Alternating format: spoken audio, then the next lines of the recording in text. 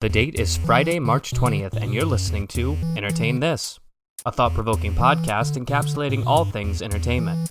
On today's episode, Michael leads us on a thrilling adventure through the cultural phenomena Dugeons and Dragons, discussing how it came to be, its sudden resurgence in popular culture, and the impact it's had on the world, as well as how it's impacted us personally. Enjoy! Welcome, ladies and gentlemen, to the second episode of Entertain This. Entertain This. Entertain This. Great intro, guys. We already started, and Nick is already red in the face. Because I'm fucking laughing. Yeah. I'm laughing at my own jokes and your guys's. What was your joke? About which one? The one I said before? Yeah. Well, it's too late now. No.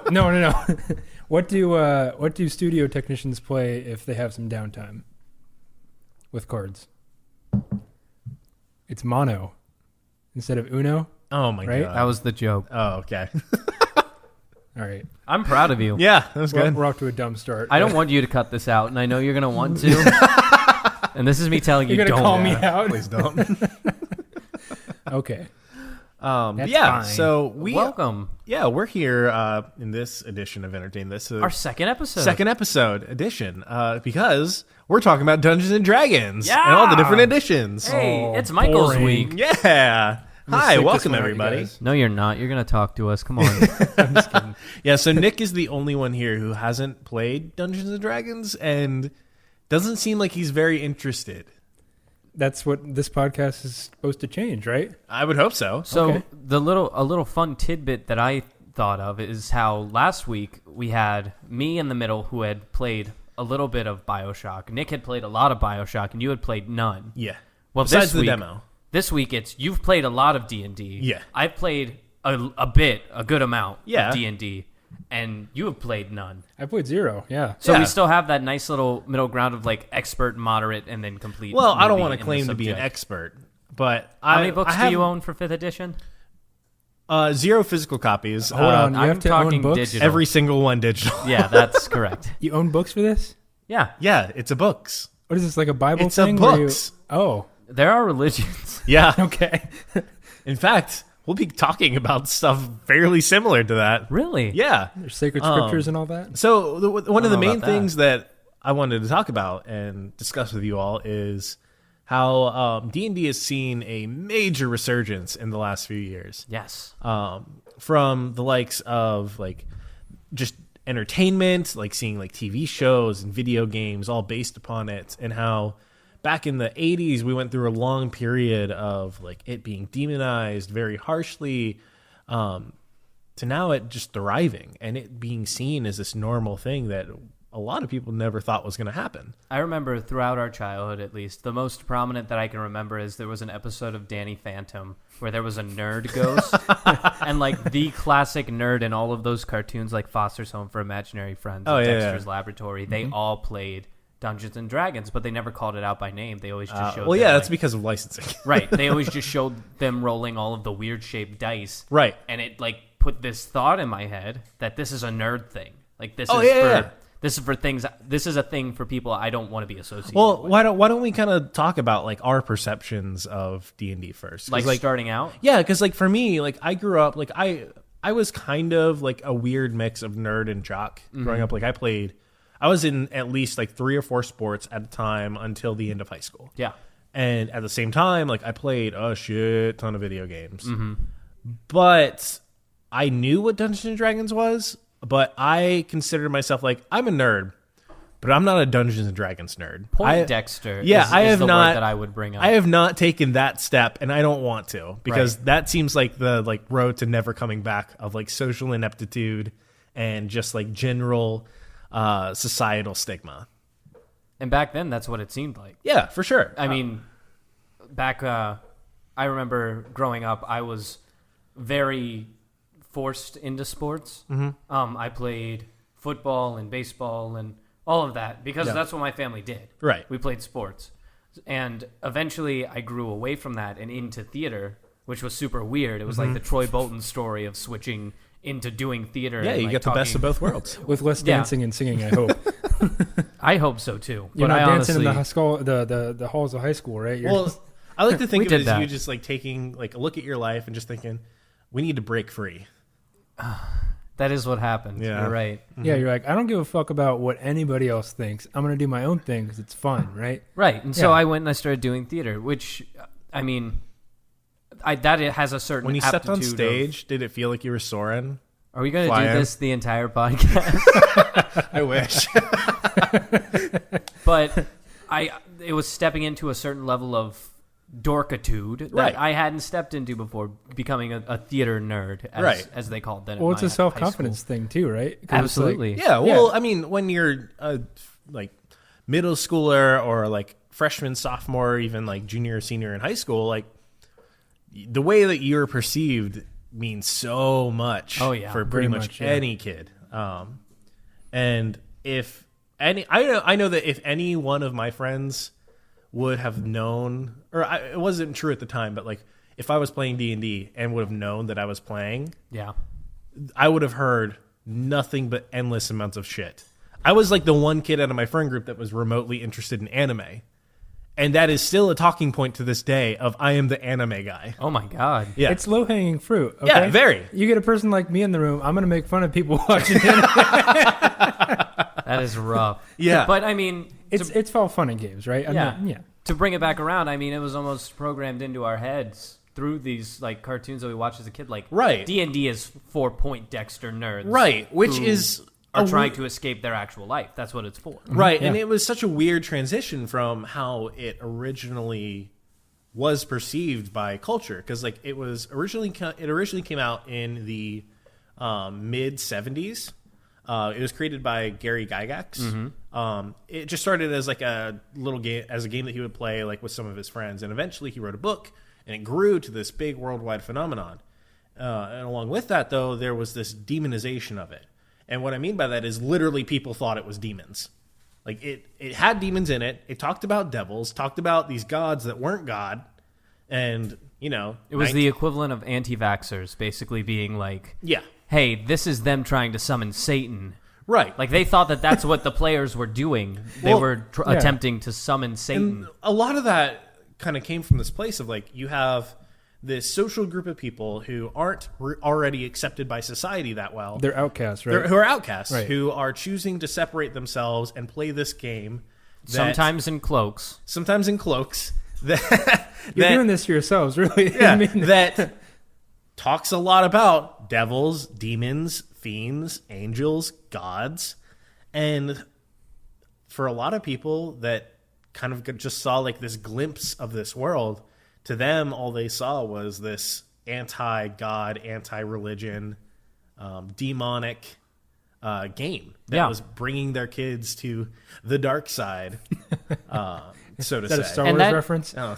No. That might be the reason why it got kind of forced into this, like, cliche niche Right. of, like, this is for nerds. This is not for normal people. This is for people who are not normal. If you do this, you're not normal. Right. And so that's kind of where it carried over. And the way that it carried over was not from like these people worshiping like a demonic entity or this demonic game, but to this to the same group of social outcasts, and then just forcing the already known biases and stigmas of these outcasts onto the game itself. Right. Yeah.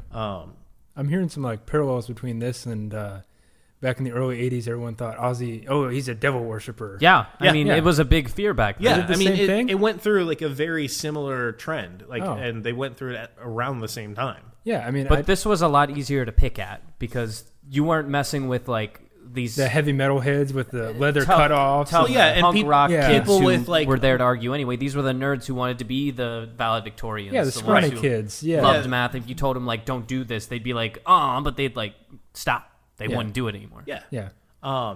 Yeah, and so I don't know that. So for me, like essentially, what it meant was when it came time for like I was in my junior year of college, I was hanging out with my girlfriend and one of her friends. His name is Manny. We were hanging out in his dorm. Shout out to Manny. Shout out to Manny. And he had a lot of the books. And so I thought about it and I was like, I've heard about D&D. I've kind of been interested lately. Because you also had a theater background.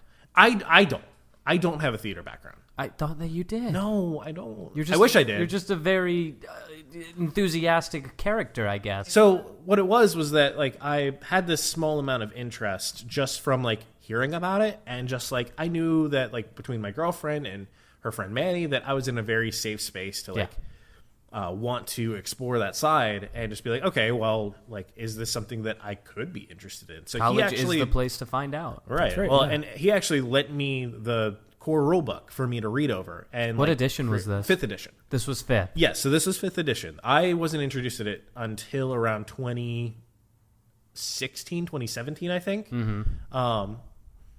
And maybe a little bit earlier than that. But it was 5th edition was relatively new. And just to kind of come back to this, if you've never heard about editions in Dungeons and Dragons or anything like that, essentially they just release like sequels where it's just the rule set becomes quote unquote improved and worked upon, and they explore the rules further.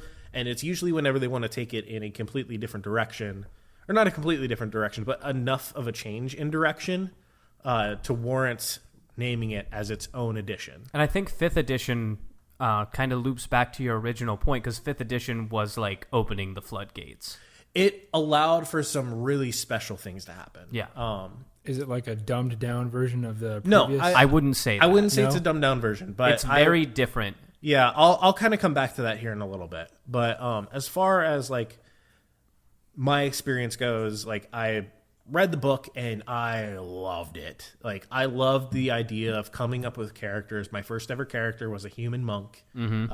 His name was Kronk because the monk. Because that was like a voice I could do. I can do the Kronk impression pretty well. Did you speak in a Kronk? No, I ended up not doing it because I figured like, well, it would be a good workout for me. I figured it would annoy the shit out of everyone else at some point. People love voices in D&D. They do, but that one was like a little step too far. Okay. So there's this aspect of acting in it too, right? Oh yeah, and that's where I found my foothold was I had been doing theater and like doing acting and things like that, and when I reached college, I kind of fell off the map with that kind of stuff. I missed performing, and I remember, you're probably going to hit on it later, but there's a very popular group of YouTube players, voice actors, who I'll let you hit on your own time. I've got their T-shirt on. You sure do.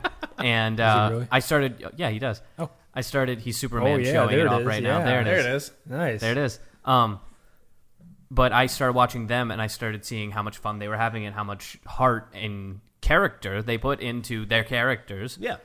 And I wanted to do it. I wanted to invest that much into creating this being in this world. It was just entrancing. And that's one of the great things that I think we've recently, like, that a lot of people have recently discovered about it, is that there's something for everyone in it. There is the whole side of acting and having a character that you can portray and build their entire story and play that out in whatever way you see fit. But there's also the side of like the number crunchers, the people who want to create like optimized characters that take advantage of the features within the game and the rule sets to have something that is fun for them. Yeah. And essentially that's what 5th edition really put like a big emphasis on, was like having something for everyone. But yeah, so kind of going back through like a little, I want to go back through the history of Dungeons and Dragons a little bit, and like the different editions, because then that shows a little bit more of how we ended up with 5th edition. So originally it started off as 1st edition, as this is the game that Gary Gygax created. That he spun off of Chainmail, right? I believe so. And how it was called Advanced Dungeons and Dragons. Essentially, the big thing with it is there were only like 3 classes that you could be. And so it was just like this very strict, like, this is the rule, this is what you have to do. You can build like feature sets on top of that, but like you have to follow this rule set no matter where you end up going. Yeah. As far as like the character that you can create. Eventually 2nd edition came along, and it essentially took a lot of what Advanced Dungeons and Dragons was and added like classes on top of it. More individuality with those 3. And kind of like in between those two, Gary Gygax released this setting called Greyhawk. Greyhawk was this high fantasy, pretty, what we would consider like generic fantasy setting. Like Lord of the Rings style. Yeah, it's very similarly based off it. And actually, like there was a point in time where in the books, they referenced to some creatures as the names of creatures from Lord of the Rings. Right. They ended up getting sued, and they had to take that out and name them something different. Oh, man. Yeah. So, like, I don't remember what they're called, but treants. Mm-hmm. Is that what they're called in Lord of the Rings or Dungeons and Dragons? I don't remember. I believe right that is Lord of the Rings. Okay. So eventually they had to rename like treants because those were the tree people in Dungeons and Dragons into something else, and I can't remember what that is. Sure. So Dungeons and Dragons was this kind of amalgamation of fantasy settings for people to play as like a sandbox, and each edition tried to take that in a little different way. So second edition built off of Advanced Dungeons and Dragons, so first edition, and just added like some new classes and some new feature sets, some smaller new rules, but it wasn't like a major change. And then eventually third edition came around. And we're still underground with third edition even, I think. Well, I would say that it picked up with Advanced Dungeons and Dragons in second edition. Mm-hmm. Third edition is where it really started to become popular. Yeah. So what time period are we talking about here? Third edition. This is probably like 2000s, I think. Third edition was earlier than that. So I've actually got some. I'm thinking 3.5. Yes, you are. Okay, so third edition actually came out in 2000. Yeah, I was right. Nice. Yeah, there you go. I nailed it. So in between like 1970 and the 2000s, there was not a whole lot of edition changes or major changes within the rulebook itself, right? There was like a pretty good, like a decent amount, but not the kind that we would see today.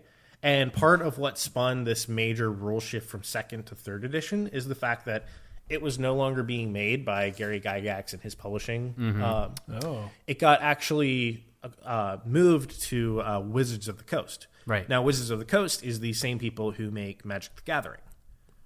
So it became this other completely different publisher that took over Dungeons and Dragons. And they created... Kind of like the Star Wars thing with George Lucas. A little bit. Okay. It's very similar. Yeah. So then they released third edition. And third edition basically took this idea of skills and powers and developed a very relatively clean system to developing characters around that. And what it allowed is this massive amount of feature sets to essentially build whatever kind of character that you want. Because the amount of information and the amount of rules were so diverse and they were so plentiful.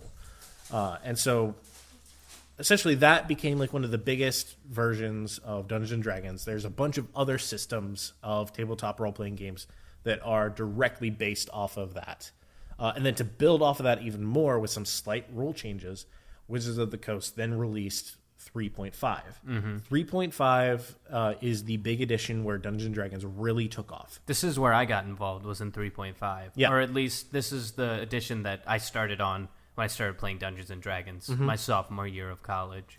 Yeah, and so it took its own ideas around this core game of third edition and built things like feats and prestige classes and all this other awesome stuff, and like the ability to multi-class.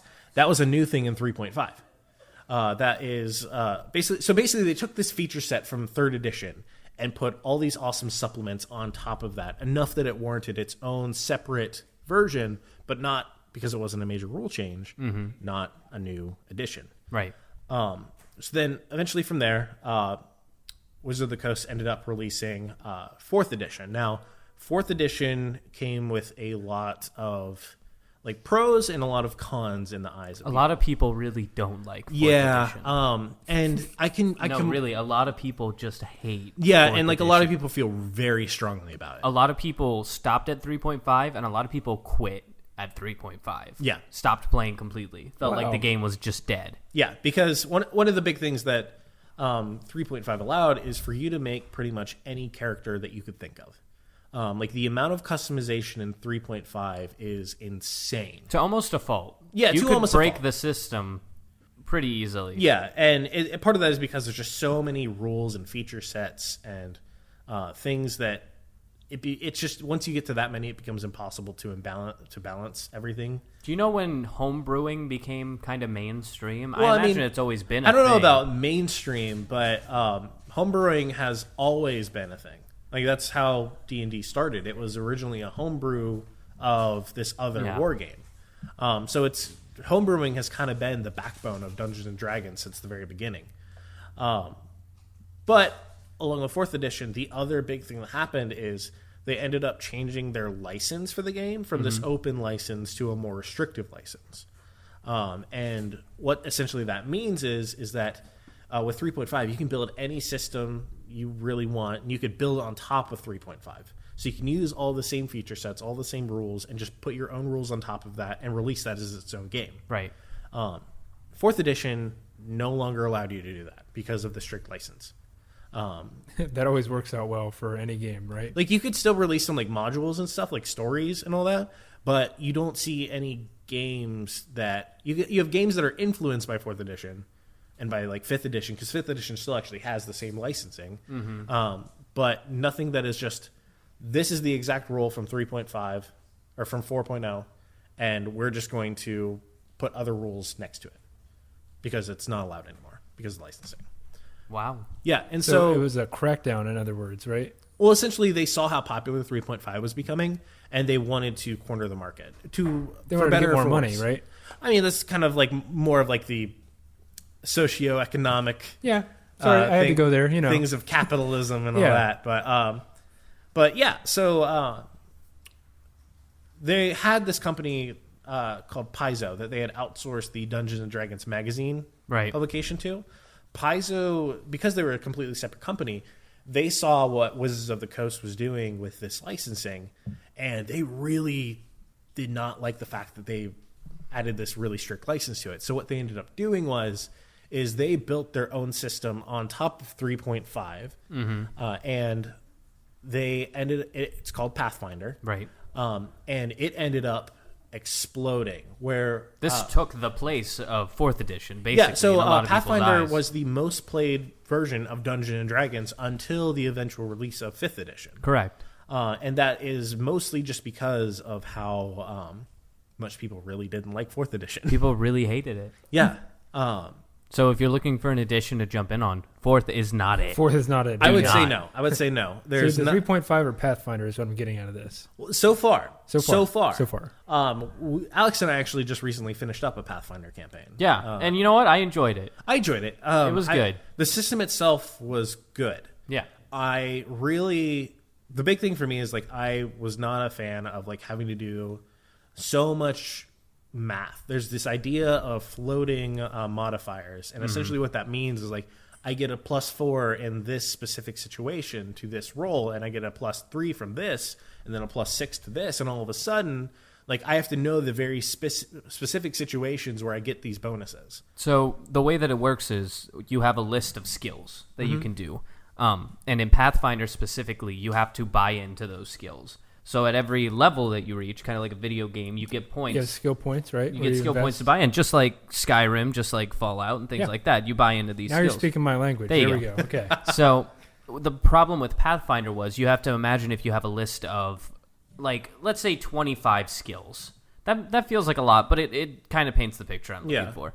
And you have to balance how many points you put into all of these skills, or else your character basically won't function. Well, and then on top of that, there are different feats that you can get. Feats are very important in 3.5 and Pathfinder because that essentially defines the play style that you want for your character. Right. Okay. Because you have classes which add these like baseline abilities, but features are really where the customization comes into play.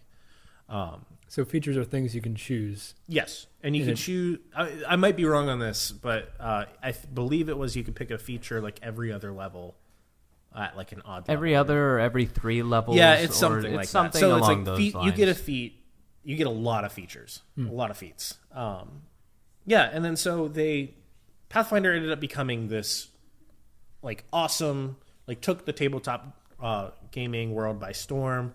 It was incredible. But again, it was just, and I feel like you and I are hyping it up a lot, but it is just the people who are interested in gaming still. We are still very much in that niche group of Poindexters who stay after school and do these math games. And because it kind of was a math game at that point. Like it's this game of memorization. You not only have to memorize these specific situations, but you also have to memorize the modifiers that go on top of that. Granted, like note taking and such can help out a lot, but even then, like I took really extensive notes for my Pathfinder game as far as like my character's ability and features go, and there were plenty of times where I just completely forgot that I got this extra set of things. So around the time that 3.5 and Pathfinder was taking off, tabletop gaming wasn't. It was still I would say it was like relatively popular for like a niche, like gaming. A small group. It was ironically under the table. Yeah. The community was. Yeah. Because it's tabletop. Thank you. Yeah. It's a good one. But for the rest of the general population, no one was paying attention. Yeah. To these games. Yeah, because I haven't heard about any of this until like now. And even now. Yeah, I mean, and like this is kind of like during the period where like we had this very popular segment from first and second and third edition.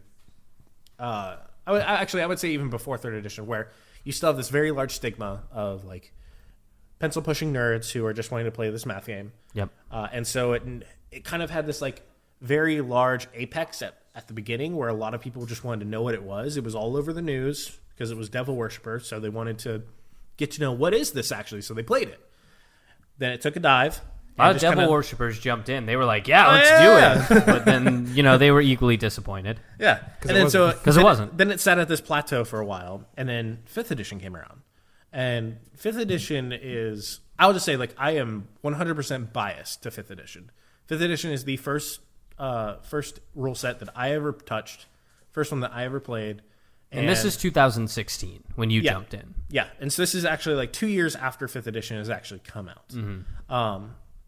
So the thing that makes 5th edition really special in my mind is that, like kind of what we were saying before, there is something for everyone. Mm-hmm. Yes, it's more limited than 3rd, 3.5, and Pathfinder are, but what it lacks in that creativity as far as like character building goes, it paves the way for a easy storytelling experience. Correct. And that is something that I fell in love with. Like the important part of the game is not necessarily what the roles are and like the numbers that you get from those roles, but instead is the experience that you create with your friends around this world that you are using as your baseline.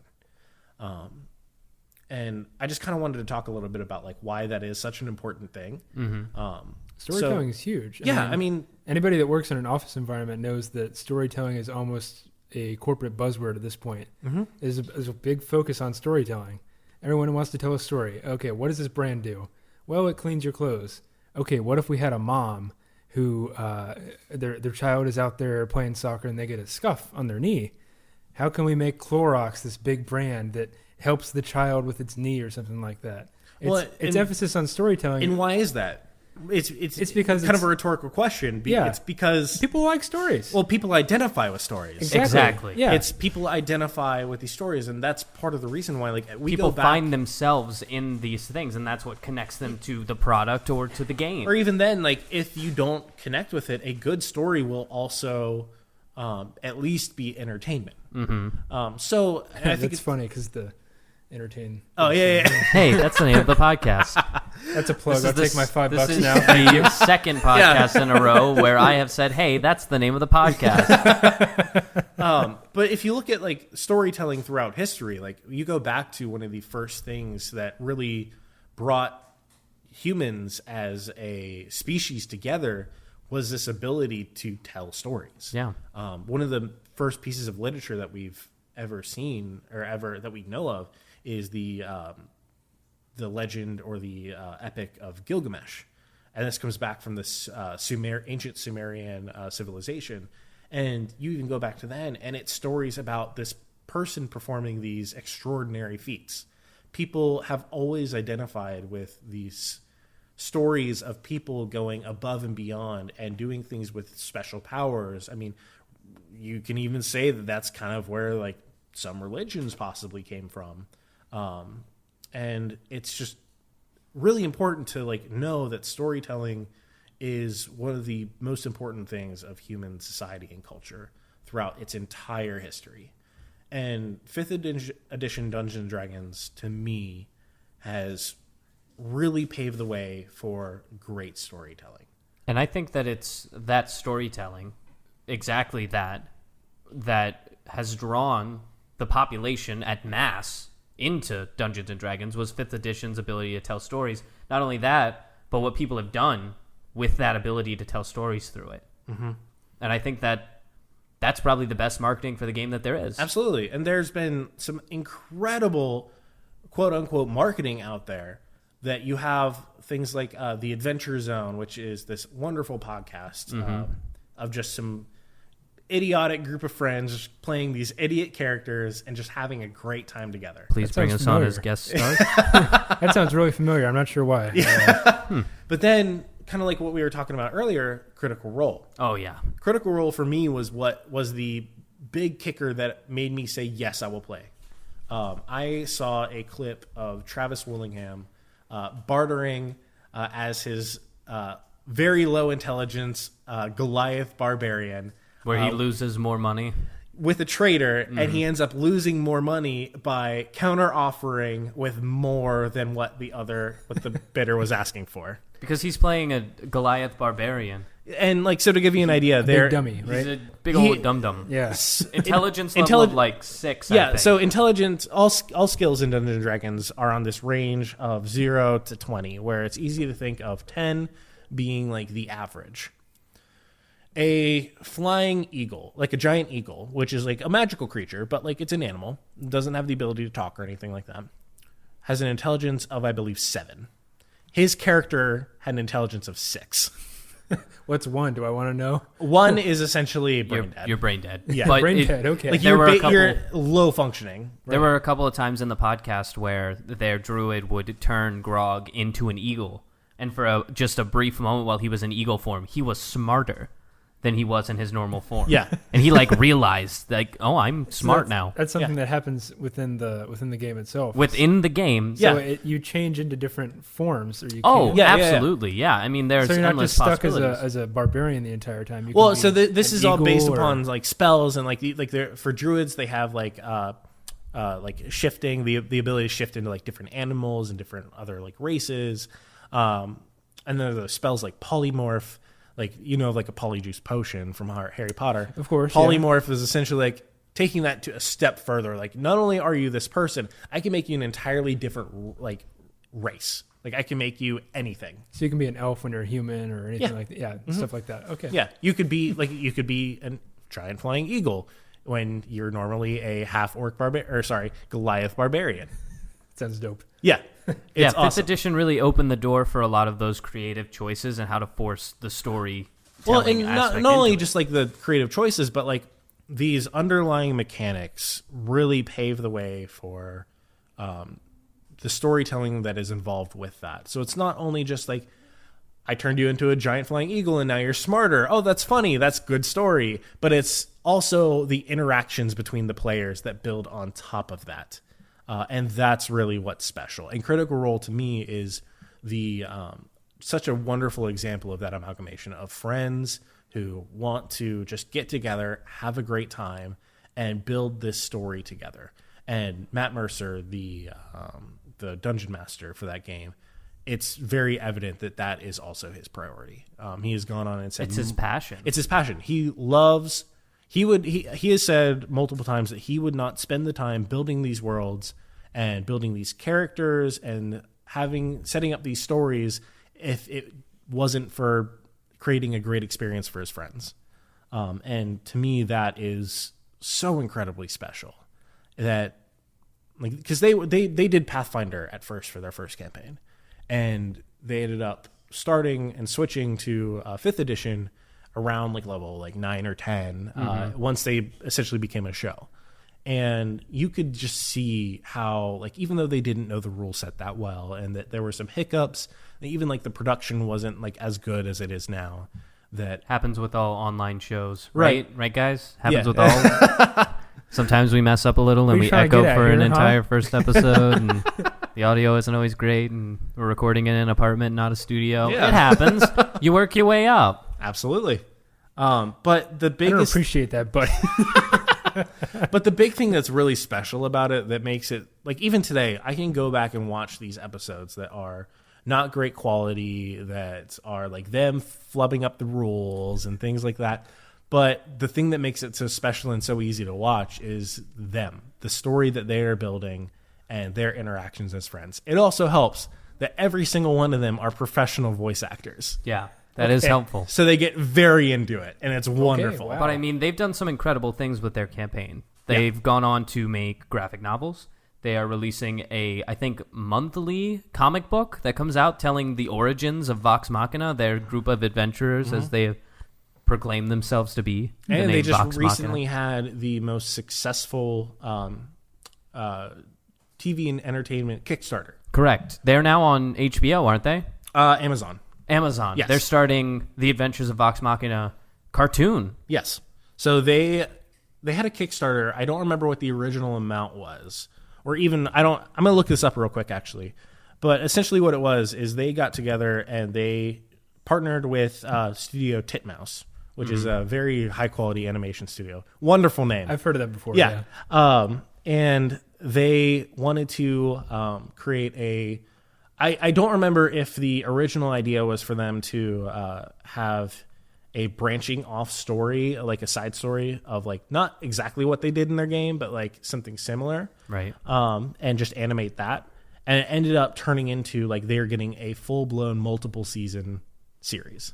And that's from the story that they made within Dungeons and Dragons, Yes. right? For their weekly Thursday night Dungeons and Dragons game. Yes.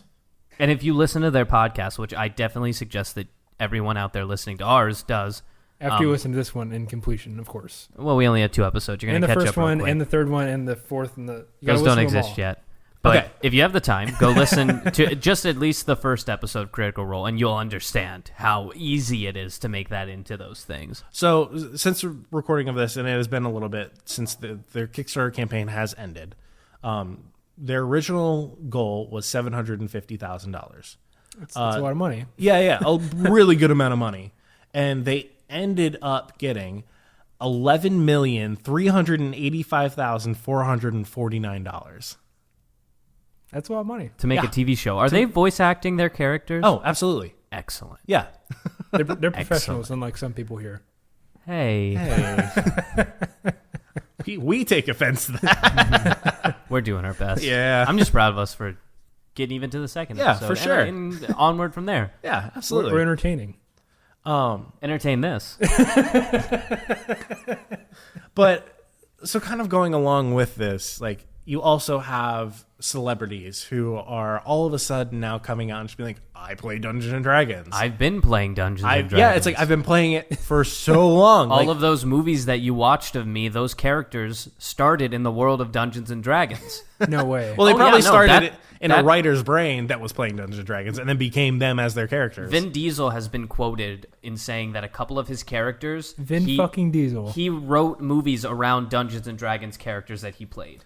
He was recently, like within the last 5 years, in It's recent enough. Whatever. in a movie I believe called The Last Witch Hunter, something along those lines, and he ended up doing a special show with the people from Critical Role, where he got to go in and be essentially his character as a That's Dungeons awesome. and Dragons character. Yeah, that's it was awesome. It's called D and Diesel, and it's Perfect. beautiful. Perfect episode name. Absolutely. That's crazy. Yeah, and so These are celebrities coming out of the closet and saying, "Hey, guess what, you guys? yeah, I play Dungeons and Dragons." yeah, and so do you know who like Joe Manganiello is? No, So Joe Manganiello, did you ever hear of the series True Blood? I've heard it in passing. I don't Okay, know so what it's True about. Blood was like a fairly popular series. I don't remember what network it was on, but like essentially he's this this is me fanboying a little bit. Joe Manganiello is this beautiful, beautiful Italian man who That sounds familiar too. I'm not sure. who is just like so charismatic, and he is just an awesome, awesome person. He came out and was like, I fucking love Dungeons and Dragons. He remodeled his entire basement to be a Dungeons and Dragons dungeon. Yeah. With like a fake like dragon head above the table and everything. Wow. I found an article. Yeah. And it's from 2015. And let me just read the headline, which is Vin Diesel's next film is based on his Dungeons and Dragons character. And it goes into detail in saying that the character he played in The Last Witch Hunter was originally a Dungeons and Dragons character. Awesome. Which is super cool. Yeah. He took that character, which the character's name was Melkor in the game. He renamed it to Calder for the setting and made it slightly modern, but other than that, it was completely influenced by his Dungeons and Dragons game. So if you saw The Last Witch Hunter, you were watching D&D. Yeah.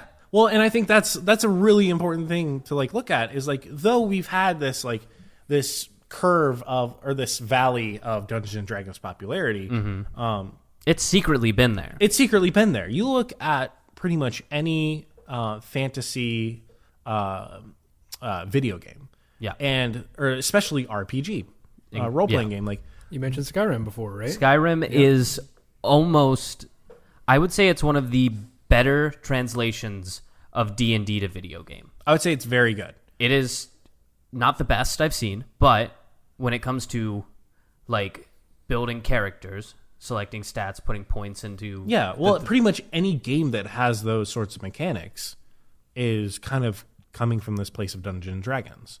I've been a nerd this entire time. Yeah. And you didn't even know it. I didn't even It was know secret. I was playing Skyrim. I've done at least 3 playthroughs of Skyrim back Now- when it came out. And Well, I've it's been like- playing Dungeons and Dragons all along. Here's the thing is... To some extent, yeah. The main difference between Skyrim and Dungeons and Dragons, if you like Skyrim, Dungeons and Dragons is Skyrim without limits. And like Skyrim already has like you can pretty much do like anything you want in there. But there are certain weapons that are programmed in the game. You have to find those weapons. There's certain armors. There's certain pathways and storylines that you have to follow. In Dungeons and Dragons, you're part of making that. Yeah. You and your DM Dungeon Master. come up with these crazy convoluted storylines that could never end. You could reach godhood and then still have more. Well, and that's because like the awesome thing about these sorts of games is that the scope of what you can do in them is only limited by your imagination. Right. Like we go back to like even the original Advanced Dungeons and Dragons was completely homebrewed. It was like based upon this other game. They made their own rule set and built their own story on top of it. And essentially you can do that in any Dungeons and Dragons game. Yeah. I would highly recommend finding like pretty good friends to play the game with, people who like you can feel comfortable with. That I would say that is like the ideal group to play with for the first time. Yeah. And eventually as you become like more comfortable with playing the game, like then you can start branching out. And I would say you could probably start branching out from the get-go. You just kind of have to be a little bit wary. Like You have to be open. yeah, that's the biggest thing. Anybody who plays Dungeons and Dragons needs to be open and empathetic and caring about the other people that are at the table with them. Like I DM a monthly game for that Alex actually put together I at our started local a rec center. Yeah, we have a local rec Dungeons and Dragons fantasy night, a little RPG night where we get together, and there are 5 tables that you can play from. They sign up online, they come in, the money goes back to the rec, and for $5 you get a 4-hour session of Dungeons and Dragons. Yeah, Or some other game that's running, which is a great deal considering a lot of comic book shops do like 1 hour for $20. right. But I'd be it's down a for great trying that out sometime. You should Yeah. definitely try it out After this sometime. bullshit virus is out of it. I know we had to cancel it for this month and for just Yeah. forever until there's not a virus. Until we're not in pandemic mode. Yeah, Right. Yeah. Thank God we're all still doing all right as of right now. Yeah, I mean, And our podcast hasn't moved to Skype, right. which it will, I Yeah, imagine, I would at imagine. some point. Yeah. Yeah. Yeah.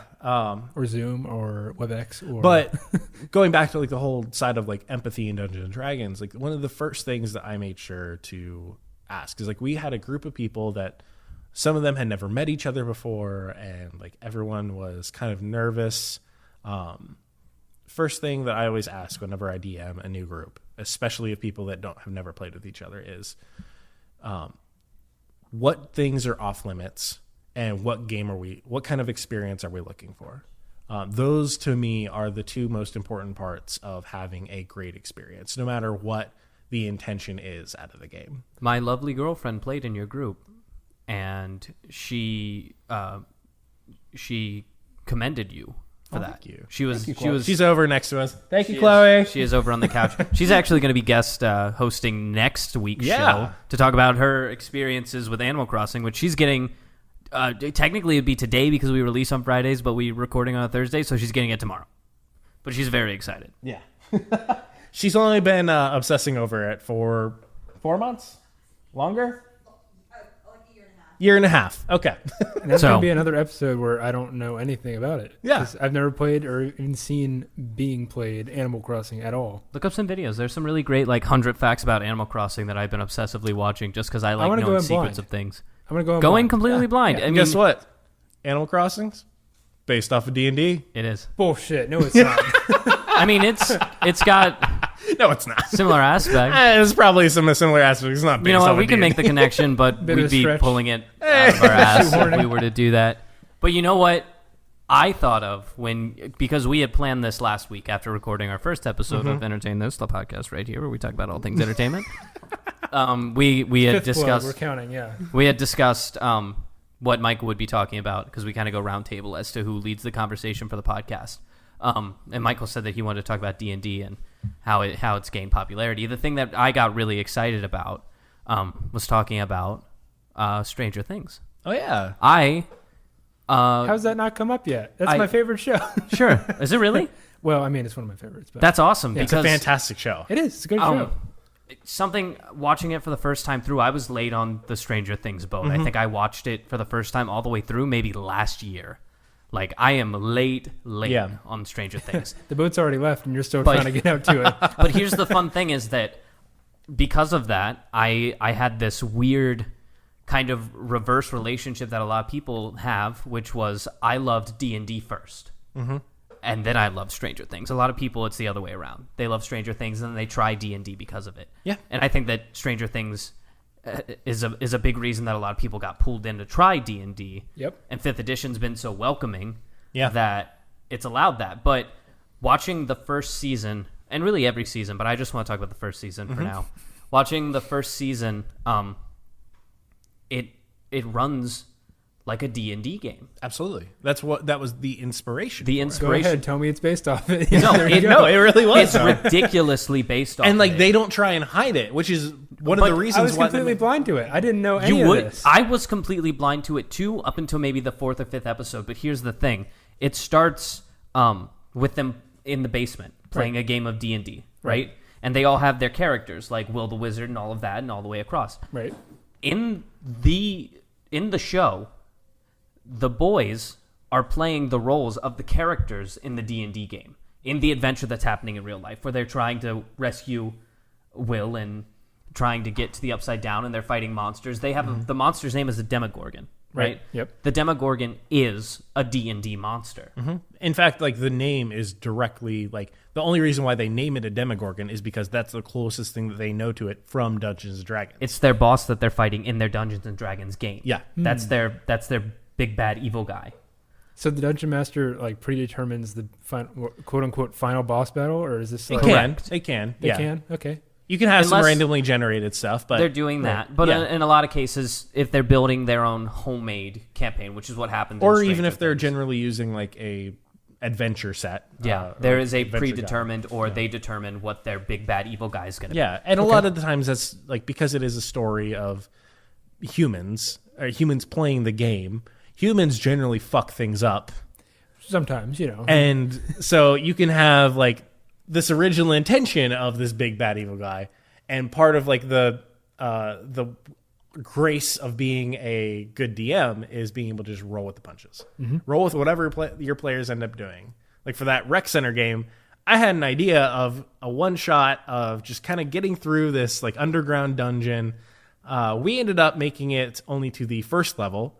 Because we had characters named Shaggy, Roger, Scooby-Doo. Yeah. That's funny. And essentially and then everyone else bought into this, bullshitting around this fantasy campaign. And I just had to think to myself, yeah, this is what we're doing. Based off Scooby Doo, why not? Yeah. I mean, all D&D really is, when you come down to it, is a big game of improv. Yeah, it's for yes and then a couple of rolls. It's got a of the little dice. jazz, you know. It's got a little swing to it, or something like that. Right, Yeah, right. and That's exactly what it is. If you know anything about like what it's like playing for like an improv jazz band. I don't. Okay, so improv jazz band, the entire thing is basically someone sets the beat, someone sets the rhythm, and then it's just free flowing on top of that. Right, putting that's together, what jazz is. Yeah, it's putting this awesome melody together and building this story essentially with your bandmates. And D&D is like, to me, the perfect like game, like Perfect representation of that. fucking metaphor. Yeah, Nailed essentially. But yeah, going back to Stranger Things, like you have this weird, quirky horror show that became extremely popular because people love horror. Yeah. And that's why they were looking into it. and that opens up on these kids playing D&D. So kind of going back to what you're saying, you have like Will the Wizard and all these characters. I'm Googling it real quick Yeah, so that yeah. I can have a list. But you have these characters, and the first scene is Will. They're fighting the Demogorgon, and Will can't figure out what to do. He is freaked out and stressing out, and he eventually just panics, and they end up like having to stop playing the game. I don't know how cool this is or how okay this is, but I found an article on IGN, and I just want to read you. It's a legit source. Yeah. We'll allow it. I Go just for it. want to read you. I'm not going to read you the paragraphs. I'm just going to read you the headers for Yeah, each that's fine. paragraph. So it's how Stranger Things is one big game of Dungeons and Dragons. And it starts with 11 is so wizard. And continues by saying the party meets in a tavern, Scoops Ahoy, Yep. in the final or in the Third season. newest season. Yep. Dungeon crawl because they all literally go underground for almost half. They're under the mall. Yeah. They go in the secret tunnel under the mall, fight the bad guys down there, get the thing out of the dungeon, and escape. That is like one of the big plots, you know? Mm-hmm. Like even down to like look at the map that they draw out. Yeah. No, I mean like it's on graph paper. Check out this IGN, please. Yeah. Because this IGN article, if Could you you Google read it- the title of it real quick so people could find it? Yeah, the title was. Okay, put it in the show notes. We'll do it. We have show notes. Yeah, I we mean, do. might as well. Yeah, we got a little It description is. there. It is how Stranger Things is one big game of Dungeons and Okay. Dragons. There are a Send me couple that more that link, I I'll want add to read through. Detect favored enemy because Will the Wise can literally detect the bad Oh, yeah. guy. He literally can. He can scry on the big bad evil guy from season 3. Yeah. He does it all the time. I haven't seen season 3, but Come on, man. listen, They- I'm behind. There are literally mind flayers Yeah. in season 3. Oh, wow. Yeah. Dustin is the bard. He has a Yeah. in season 3 there is a moment where he sings with don't know if I another like that. girl. I didn't like that. You didn't like when he sang? He is the bard though. He inspires the rest of the party. I thought that was kind of silly. It was like, all right, here's the final bad guy. Let's do a singing number. It's like, this isn't High School Musical. What's going on here? Well, so I kind of wanted to go back and like one of the big things is like you have Will who is like really struggling like as a like person, and that kind of gets reflected in this game because at the end of the day, it is humans playing a game, and so ourselves, no matter what, end up coming through our characters that we play. But then everything happens in season 1. Season 1 ends on them replaying that fight and Will knowing exactly what to do. And to me, that really kind of speaks to what Dungeons and Dragons can influence in our personal lives from playing it. I know myself, like I have become much more confident in especially this nerdier side of me, and allowing that to become part of my personality, but also just being more confident when like part of the reason why Alex probably thinks that I was a theater kid is because like I've become very comfortable when playing Dungeons and Dragons or anything related to it to just let myself go and just become whatever I need to become. Jumping back on what you said about Will, and how at the beginning he wasn't very confident with himself, then grew more confident. In the first season, he attempts Fireball in the game. Yeah. And he rolls a 7. And because he rolled he attempts to get away from the Demogorgon. Right. Rolls a 7. Fails. Yeah. So he tries to run away instead of fight. And he gets caught. Yeah. that happens in the show. The Demogorgon gets him Yeah. in real life. Parallels completely with the game that they're playing. Another one is at the end of the first season, he tries to roll again, and he rolls Fireball, and he rolls a 14 and succeeds. Yep. Because he defeated the Demogorgon. Yep. Which is, again, just a complete reflection of what happened in the series. Yeah. So if you like or if you like Stranger Things, I do. then you like Dungeons and Dragons. You Not- just don't know it. Not so fast, buddy. I still haven't played a Dungeons and Dragons game. We've been here for a couple minutes, talking about Dungeons and Dragons, and I still haven't played it. Can you believe that? It's gonna take some time. Yeah, I want to play Dungeons and Dragons with you. I would love for I'll take the plunge. one of us to DM for you. Yeah. And get. I mean, the girls are sitting on the couch right now, but I'm sure they would love to get involved. Is that yay, nay, yay? Yeah. Thumbs up. Yeah, Yeah, it looks thumbs like, up in the yes. So that'd be a 5-person party, but it would be a great time for you to just try it out. Yeah, and I think the thing that would be nice about you playing with us is that you know that like we're not gonna judge you at all. If you want to do something completely fucking stupid, we'll probably tell you it's a little stupid. We'll but we're laugh. not gonna judge you about But it. we'll let you do it. Yeah, That's okay. I'm very lowbrow humor. Is, Well, that's perfectly fine. That being said, this is a great time for me to just kind of throw in the fact that we now have a Entertain This YouTube channel. Oh yeah, And another plug. yeah. another plug. There we we have an go. Entertain This YouTube channel, which is Entertain This on YouTube. And I think if we end up doing this Dungeons and Dragons campaign, it probably won't be a podcast. We'd probably put it up on there. Yeah, I would love to. Have a So- little video.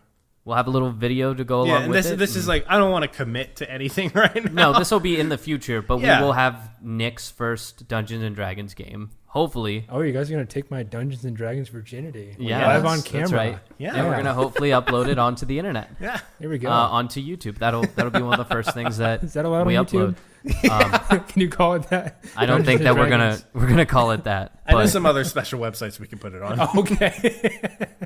but I mean, thanks to Stranger Things, I think a lot of people's eyes were opened up to Dungeons Yeah. and Dragons, and And that's then- what brought a lot of people into it and brought it into the mainstream. Yeah, just the idea of being accepting to it. And then from there, people research it. They get to know things like Critical Role and Adventure Zone and get to see how much fun these people are having. And I mean, it's just snowballing. Yeah. The impact that Dungeons and Dragons has on the world around us. Oh my God. And if you look at like the cosplay community, Oh yeah. like you get like the cosplay community has always been like this pretty niche thing. But now cosplaying is also becoming more popular. Yeah, I mean, I hate to bring it up, but the app TikTok, which is super famous right now, has a giant cosplaying community that gets a ton of support, not just from cosplayers, but from everyone on TikTok. Yeah. It's something that a lot of people are just really into. Well, and like also think about this: like cosplayers like love cosplaying these characters from their favorite shows and video games. People now are able to cosplay their own original characters that they themselves have been the brainchild, their own brainchild, and just that they have birthed into the world. Yeah. And That's they crazy. get to Back to TikTok, Quincy's Tavern is a really big one on TikTok right now. And Quincy is this character that somebody made up. It's this guy who loves to cook. He made up a character named Quincy, who is this tavern owner in a D&D universe who like serves up advice and warm meals to travelers who stop in his tavern. It's a very wholesome TikTok. I think that Yeah. if you have TikTok, you should check out Quincy's Tavern. But he I'm too old for cosplays. that, yeah. Come on, he cosplays as Quincy all the time, and it's just wholesome and nice, and I like it a lot. And that's one of exactly what you were saying. Yeah. He gets to cosplay his own character that he came up with. Yeah, so I just kind of wanted to end my segment off with just kind of like an example of what it can bring. Alex, my wonderful co-host here, along with Nick, but Alex and I we didn't really know each other until like about a year and a half ago. I can't remember the exact time. Might have been a little bit longer. We sound like we've known each other all our lives, but it hasn't been that long. But so one of the biggest things that we really connected over was Dungeons and Dragons. Yeah. And now, like, I would say that like without Dungeons and Dragons, our friendship would not be nearly as strong as it is today. You're right. And it's mostly just because the stories that we have like helped create with each other and with other friends. And it just really holds such an incredibly special place in my heart in just developing that friendship. Yeah, I agree completely. I mean, sitting around a tabletop and playing with dice and paper sounds like this crazy thing until you realize that, like, you're also building trust and friendship and love. And I mean, I trust you with my goddamn life at this point. Yeah, and it's weird because it to feels say like that, in that game I have trusted you with my life. I have literally put my life into your hands, and you have cradled it. So there's that we've trust done in real some life. stupid shit together. We've done some stupid shit in real life, Yeah. as well. And you know what? We're all the better for it. Absolutely, Friendship is magic, in the words friendship of is My Little magic. Pony, right? And Yeah. then it's not about the dice you roll along the way, but it's about the friends you make. Damn, son. It turns out that the real treasure was the friends we made along the way. One more plug, and then we're going to go to the rant. No, Yeah. here we go. Okay? Yeah. Sorry, one last plug. I'm the guy who plugs things, apparently. I don't want to be, and I probably won't be Now, after this, but do I have D&D to has pay you, or so do- many great plugs. No, it's not for you. Oh, Go see Onward. Oh my God! Yes, we talked about it. Did we talk? Yes, we talked about did. it we talked about it just slightly at the end of my rant last episode, but D&D is a heavy influence on Onward. Oh, and very heavily Huge, referenced. very heavily referenced. And you should go see Onward, and you should play D&D, and you should watch Stranger Things, and you should watch Critical Role, and you should listen to our podcast. Yeah, And those are my plugs. cool. I have enough plugs that I might as well have a full toupee. Yeah. It's completely disgusting. I'm Yeah. sorry about it. so So plugs. thanks, guys, for giving me an opportunity to gush about D&D. Thank you for gushing. You Yeah. know what? Thanks for That was- educating me too. Yeah, That was great. yeah. That was great. Well done. I'm entertained. You entertained this. And we're entertaining This you about to rant because you're angry about something, I think, Uh, or at least passionate. I'm a little. Well, yeah, You're a little miffed. yeah. I'm a little miffed. Let's hear about it. Okay. You got 5 minutes starting. You gonna wait for the minute? There we go. 3, 2, and 1. Go. Let me just start out like this. This will not be a happy ending to this episode of the podcast. This will be rage-inducing, and if you've ever played Grand Theft Auto Online, you will completely understand. I understand already. Is it fun? Yes. Will you want to play after I'm finished with this rant? You might. It's possible. Maybe. When the game was first released in 2014 for the new generation of consoles, PS4, PS5, that kind of stuff, Yeah. it was an exceptionally fun experience. Every so often, it would have its hiccups, like every new release does. It's bound to happen, but it's understandable. Rockstar had just ported their best-selling Grand Theft Auto 5 game into the new generation of consoles. I am a console peasant. I'm sorry, you guys. I'm not a PC gamer, but it was Yeah, a look blast. at this lovely beast I get to game on. The iMac from Apple here. It's pretty old and, Technically not a PC. well, Well, you're so right. But it was a blast to play. Imagine dicking around in a massive free roam city like only GTA would allow you to do. And then add in your best friends, kind of like Dugeons and Dragons, right? Yeah. But this is a recipe for good times and stories that will be told for the next 100 years. But Here it comes.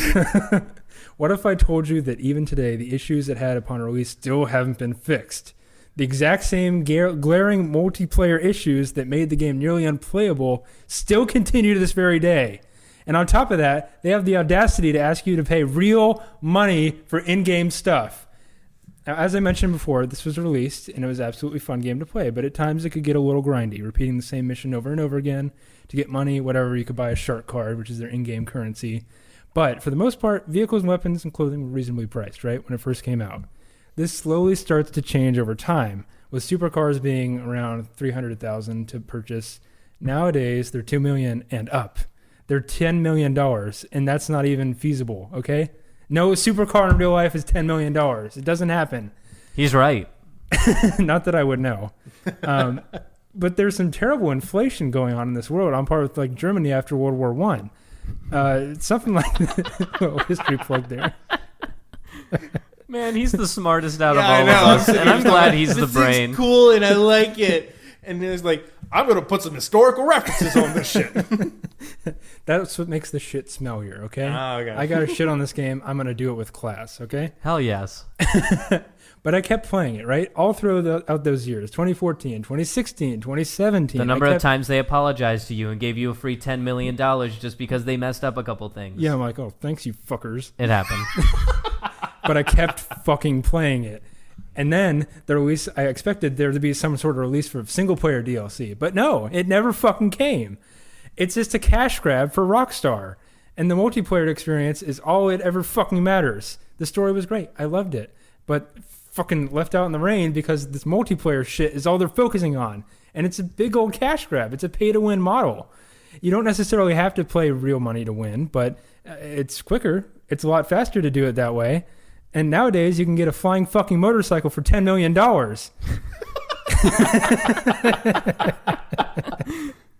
But take this all with a small, huge, whatever grain of salt that you have in your pocket.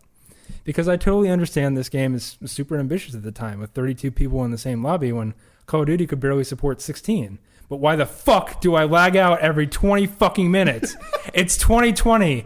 Why does it take 5 minutes to load into the damn game? Why? If you know anything about the game, you start it up, you're like, all right, I'm going to play some online, right? You only got 10 minutes before you have to brush your teeth and go to work. What do? You sit there and wait for 5, and then you play, and you get fucking shot by a random asshole halfway across the damn map. It's such bullshit. And he flies up in his flying fucking motorcycle, and he RPGs you, and then you gotta fucking respawn, and then... and then it's time to go to work and do a job you hate. It's not cool, okay? It's not... But in short, to sum this all up, fuck you, Grand Theft Auto Online.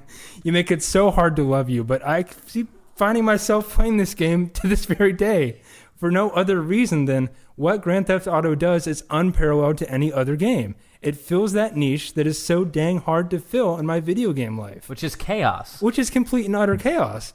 There is no other game out there where you can hop into a jet, gun somebody down, parachute out of it, get into a supercar, and then blow somebody else up all in the same minute. You could take out everybody in, like, the middle of the square at once. You could just run them all over. You can.